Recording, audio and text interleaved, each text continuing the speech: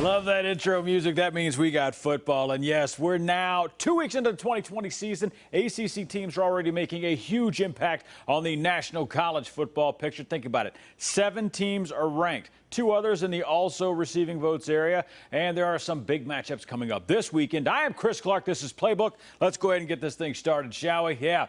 When we take a look at those rankings, unfortunately for all of us watching at home, the 3 top-ranked teams in the conference are off this week. It figures it worked that way. But top-ranked Clemson and number 11 North Carolina both had a scheduled week off, and number 7 Notre Dame's game at Wake Forest, well, that was postponed, COVID issues. But that doesn't mean there aren't still some exciting matchups at the top of the ACC.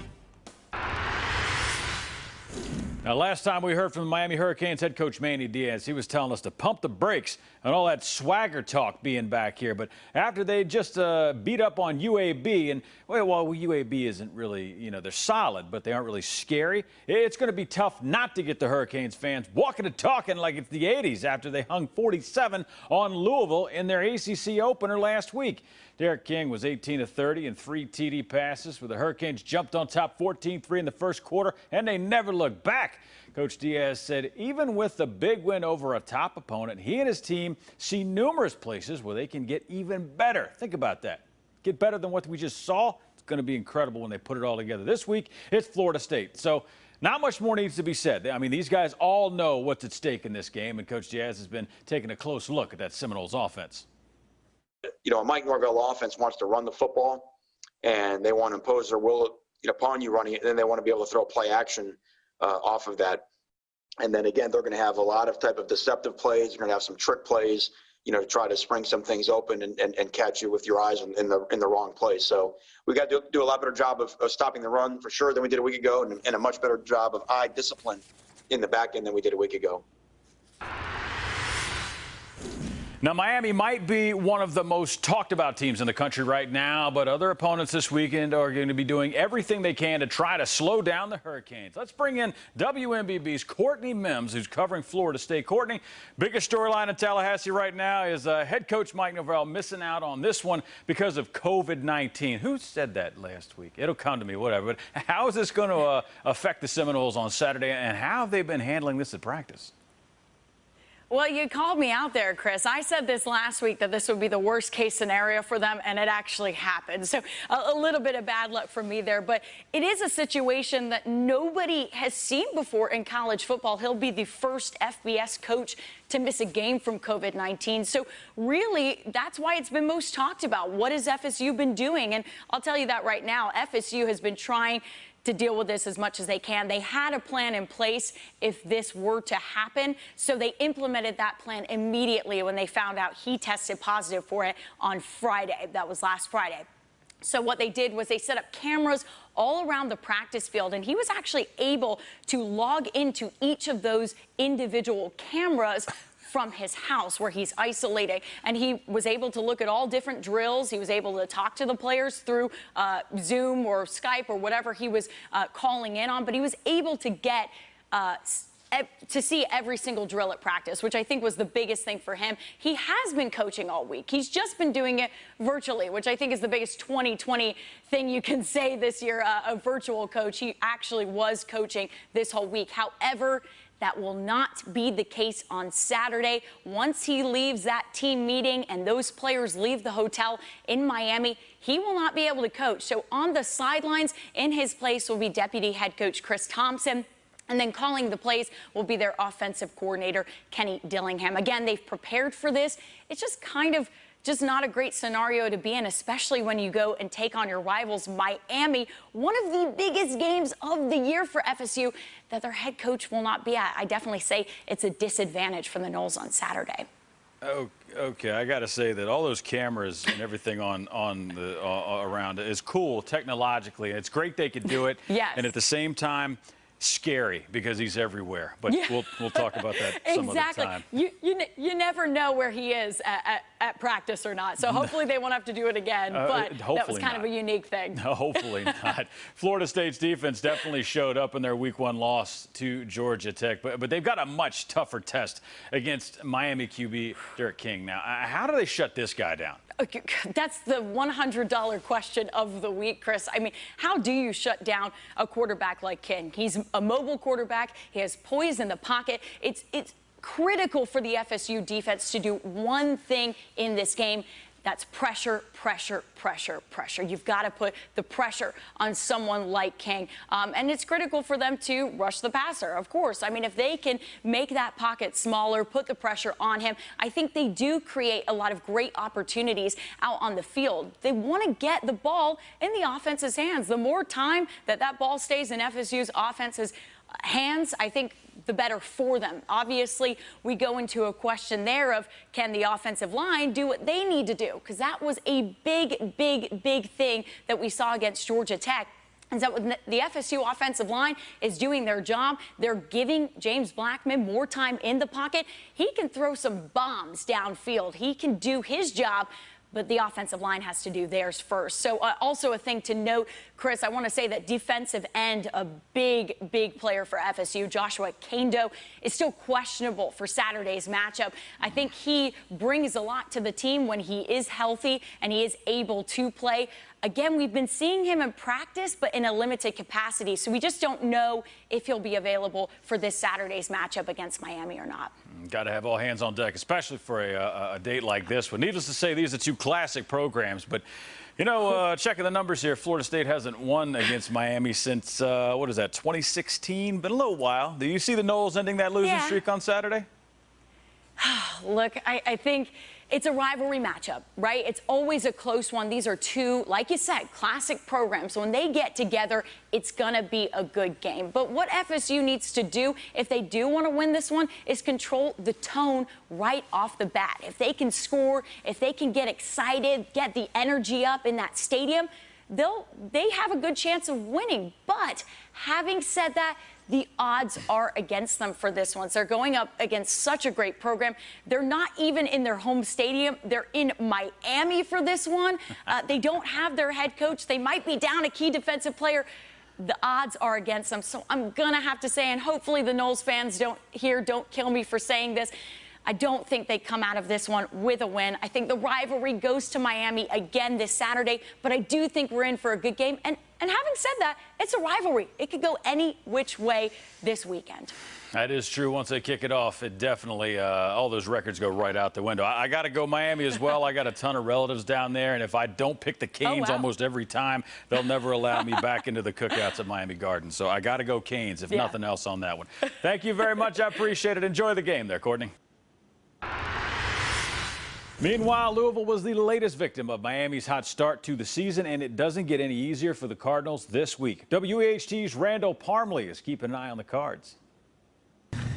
Well, after an impressive season opening win over WKU 2 weeks ago, Louisville came crashing back to earth in their ACC opener in prime time, no less. Miami strolled into Cardinal Stadium, and they absolutely lit up that Cardinals defense, beating Louisville 47-34.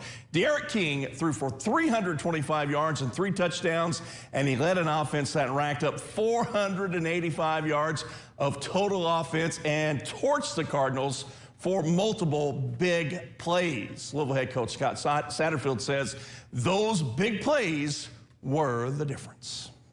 Disappointing things on last Saturday was just, you know, the big plays, you know, and 3 of them were touchdowns, and that's 21 points right there. And you know, we lose by 13. So, you know, that was their big chunk yardage type plays, and just got to get better at that. And we cannot just give up the big easy plays, and you know, and the way we were lined up, and you know, not doing what we were supposed to do. And you know, you don't even have to have much talent to score, you know, on those particular plays.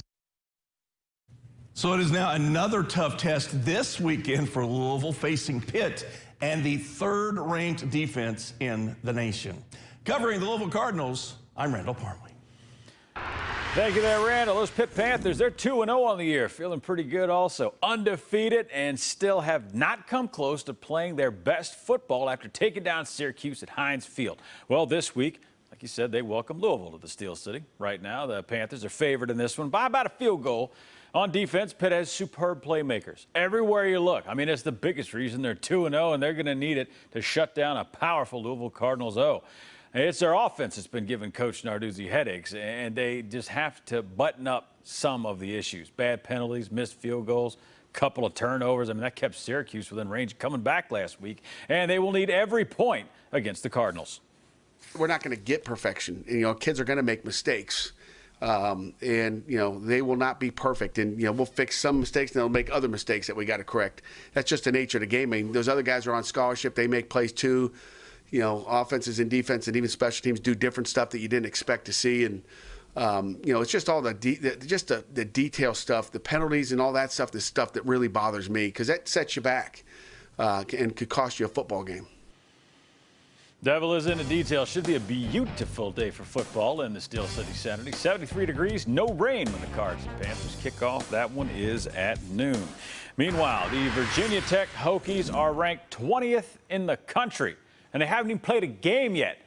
No clue how to figure that one out, but that's about to change. WFXR's Jermaine Farrell reports this weekend showdown with NC State as a reminder of a classic bowl game for the Hokies. Now, finally, we're talking about the season opener for the Virginia Tech football program.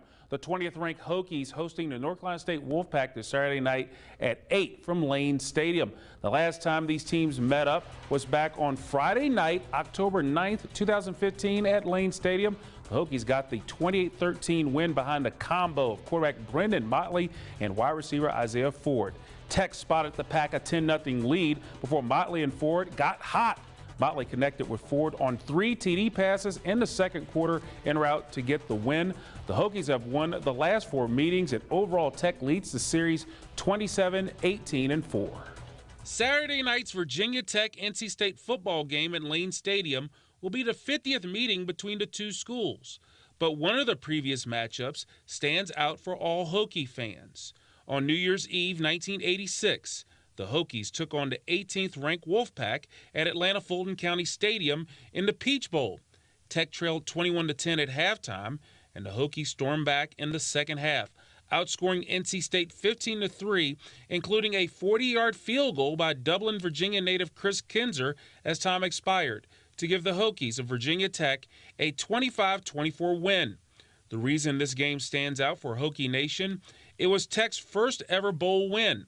It was also Bill Dooley's final game as the Virginia Tech Hokies head football coach. Now we get out of the trip down memory lane and back to focus on Saturday night's matchup between the Hokies and the Wolfpack.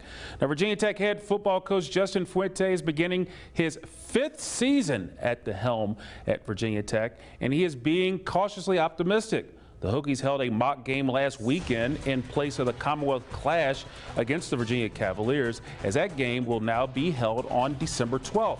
And while the focus is now on the North Carolina State Wolfpack, Fuente is taking it day by day, and he told reporters in his weekly press conference he won't have his full roster take the field on Saturday. And while the head coach doesn't want to raise alarm, as the Hokies will have to take 3 COVID-19 tests this week. I'll be excited when I get the last tests in. I know that, and we know exactly who's gonna be out there and all that sort of stuff. But man, we are excited. We're anxious to play. We are tired of practicing, and it's just from the organizational standpoint of putting it all together, it creates a little bit of angst. Ultimately, I don't know that I have been this close to a game and felt as uneasy about who we would actually have in the game as I do feel right now. And I think that's probably the biggest part of not knowing how it's going to look. Again, the 20th ranked Hokies, they host a Wolfpack in the season opener for Virginia Tech at Lane Stadium. Kickoff set Saturday night at 8. Now, a couple of other notes before I roll out on the Virginia Tech Hokies portion of this digital extravaganza.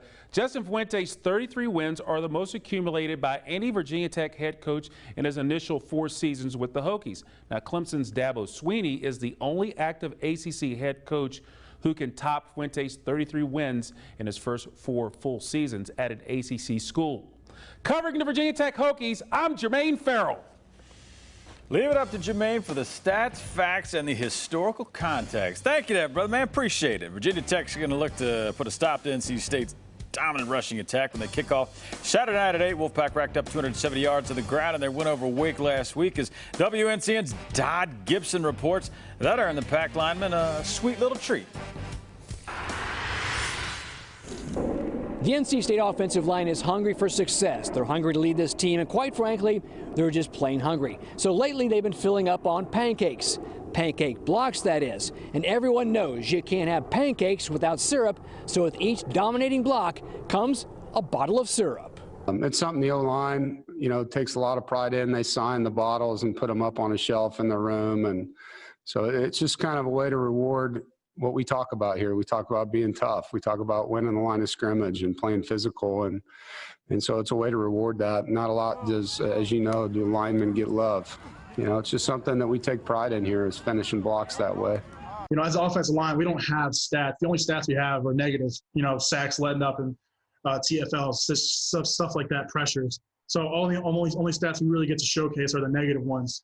Or lack thereof is when you get to show them off better. But so whenever get to have pancakes or knockdowns and kind of give give a little bit of a highlight on that, it feels really good, because it always gets the team exciting, and it's a great feeling, have a dominating block on another person down the field, driving them, and then just finishing it, burying them in the dirt.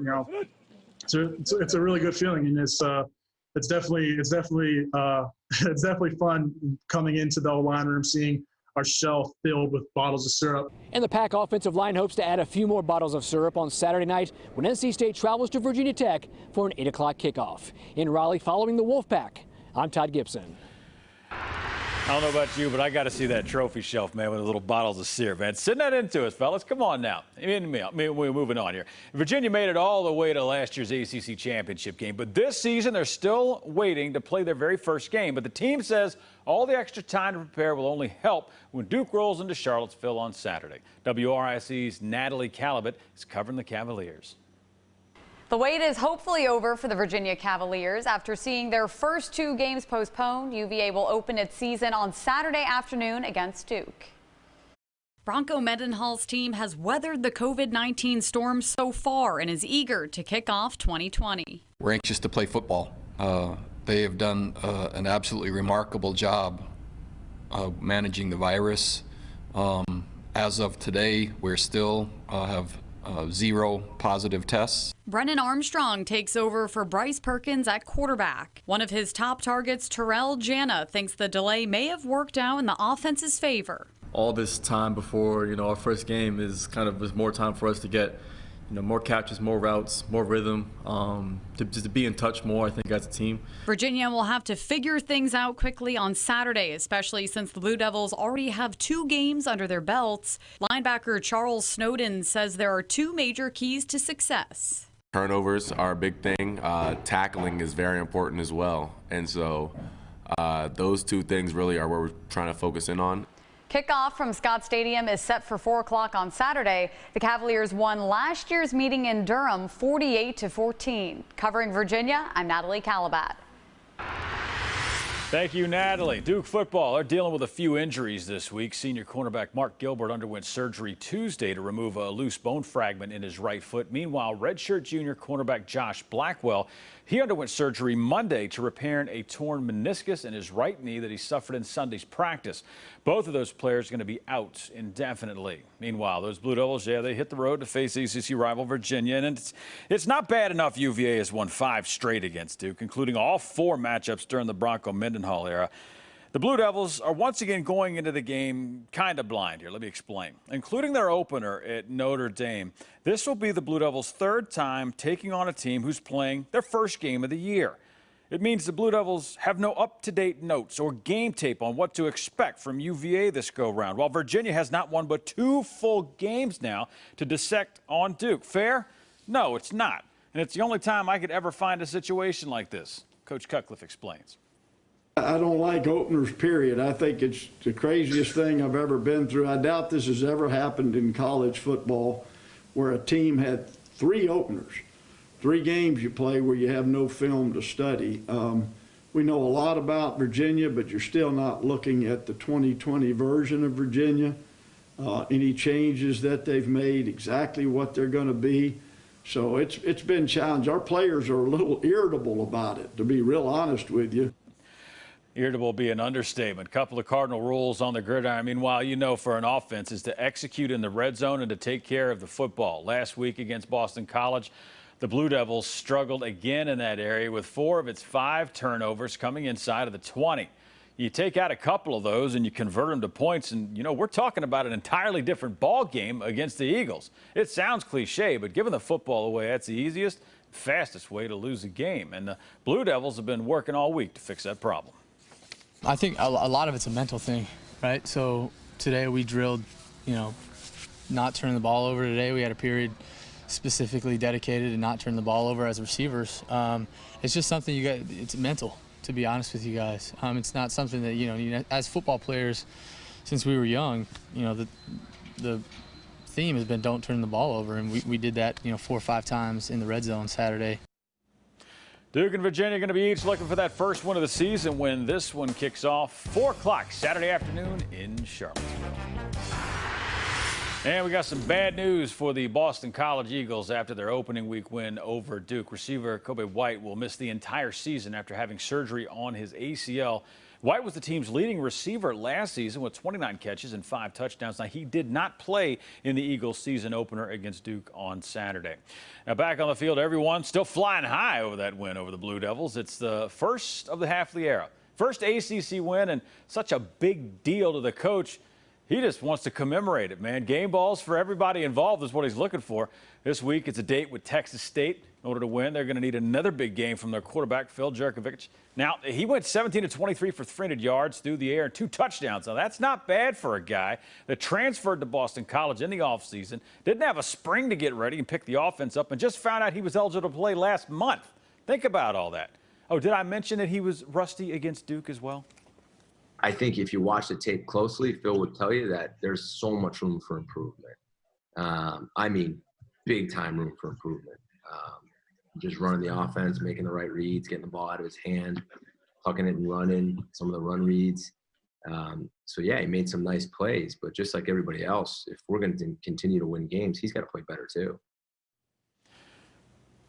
BC's lone conference game of the season kicks off Saturday at 6 in Chestnut Hill. Texas State is 1-2 so far this season, so they've got plenty of experience already under their belts heading into this game. And Georgia Tech 1-0 in conference play, but they got a big reality check last weekend against the now 13th-ranked UCF Knights. WRBL's Rex Castillo is covering the Yellow Jackets, who are looking to bounce back this week against Syracuse. After coming off a huge season-opening win against Florida State, Georgia Tech looked primed for another upset win over another Sunshine State team in UCF. However, the Knights' up-tempo offense eventually let them run away with a lopsided win in Atlanta. Despite trailing 28-7 after halftime, the Jackets battled all the way back to make it a 7-point game heading into the fourth quarter. But the fourth quarter is when things got away. Defensive coordinator Andrew Thacker was very honest. The Jackets defense ran out of gas trying to keep up with the Knights. And once we got up into the 80 to 90 play range, it took a toll on us. So we've got to train ourselves into playing high rep count, and then we've got to train ourselves into having a competitive depth chart. Head coach Jeff Collins has put an emphasis on finishing. And so just understand we have to finish drives at a high level. Got to play great red zone defense when we do get in there. And then the other piece of that, ball security is at a premium. This week, the Jackets will travel to take on Syracuse.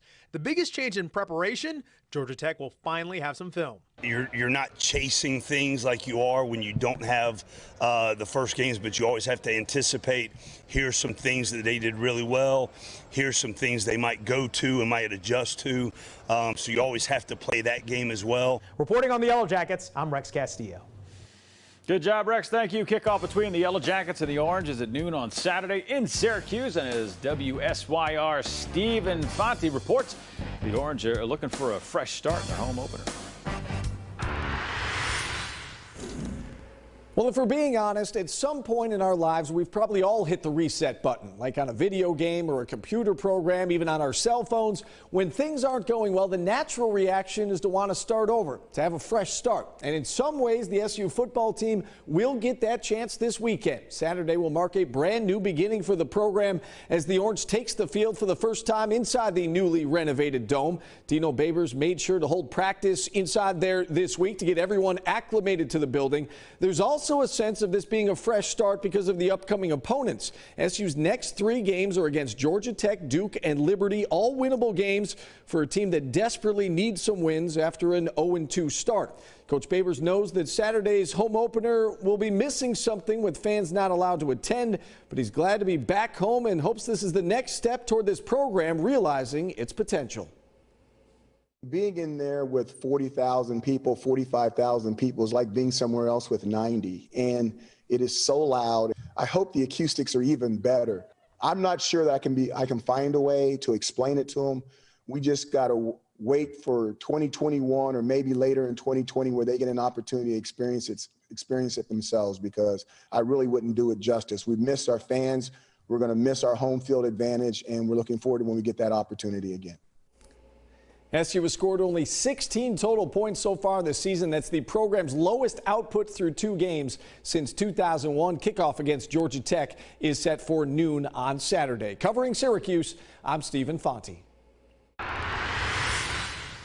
Well, we've only been playing football for a couple of weeks now, but some of the top contenders are starting to emerge here. So let's bring in Jason Logan from Covers.com to break down the biggest talking points when it comes to the numbers this week. And first off, let's talk big picture. The SEC returns to action this week, and the Big Ten is planning to start next month. I stress planning.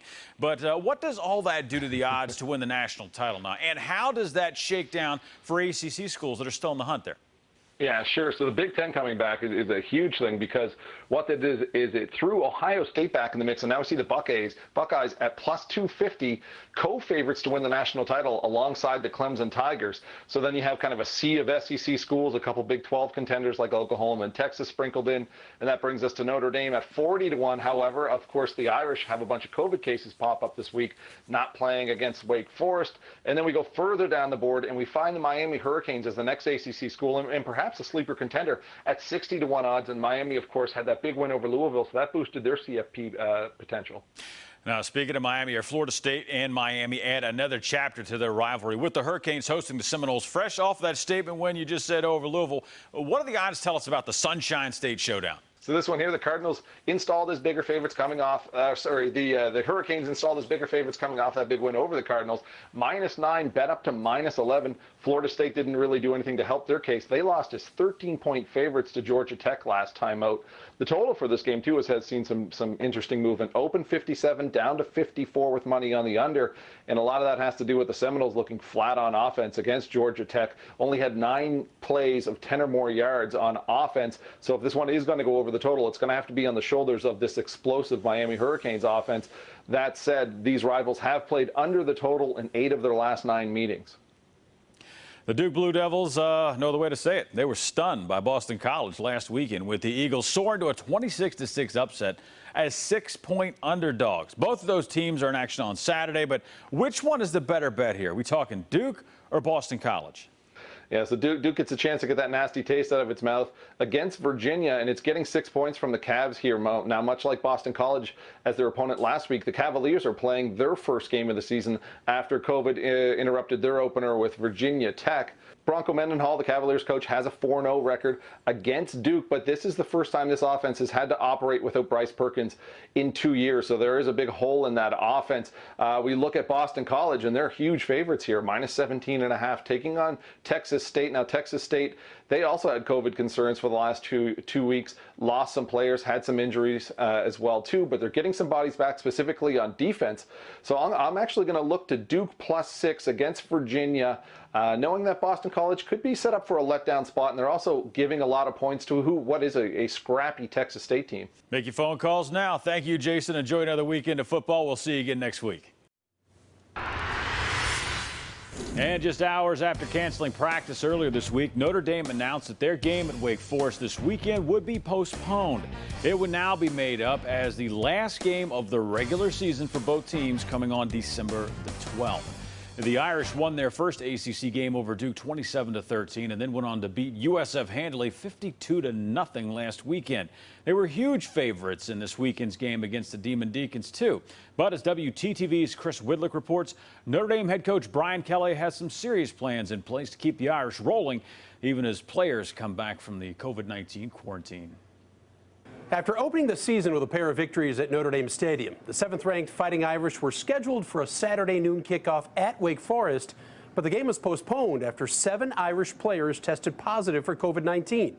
Now, a total of 13 Notre Dame players are in isolation, 10 more in quarantine, so the team has hit the pause button on all football-related activities.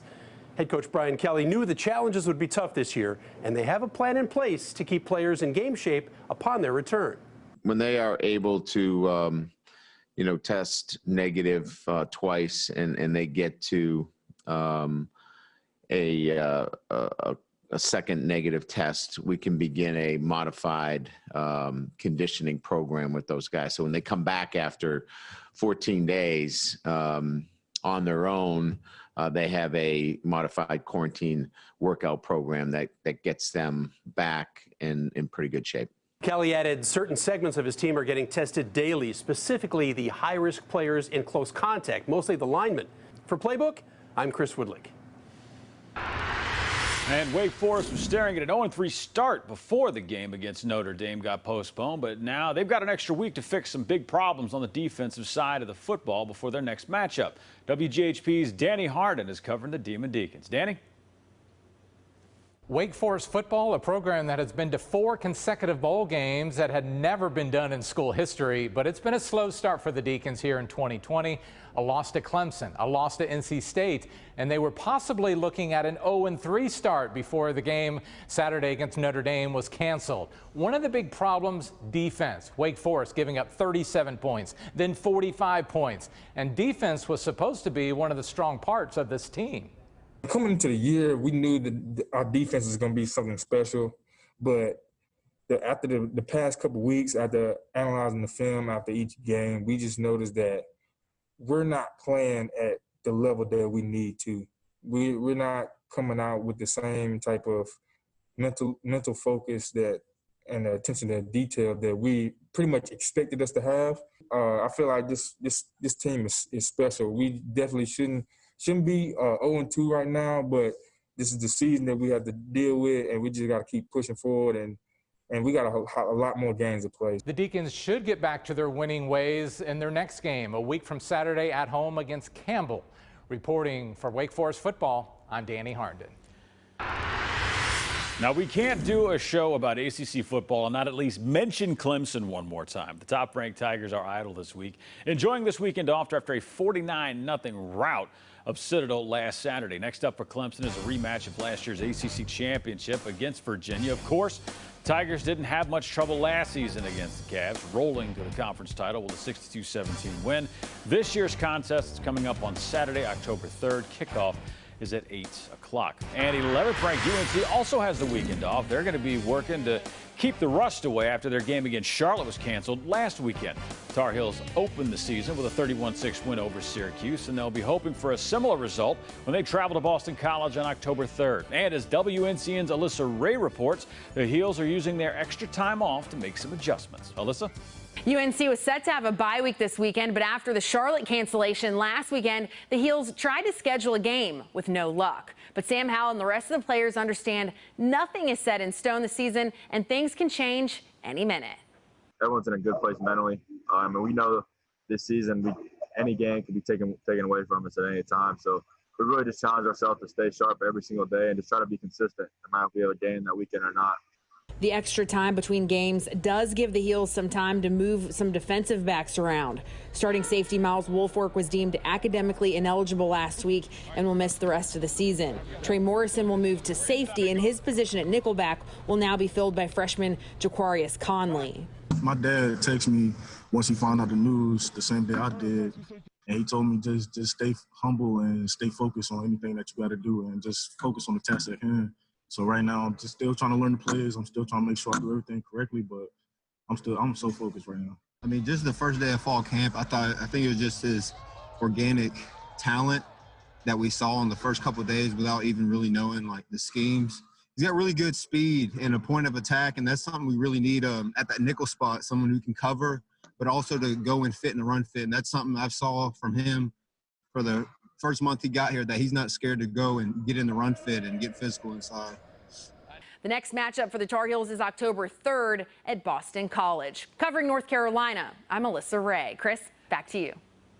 Thank you very much, Alyssa. Thanks for joining us for Playbook, everybody. Remember, you can watch a new episode every Thursday night at 7 right here. And until next week, get out there and watch some football, everybody. See you all next Thursday.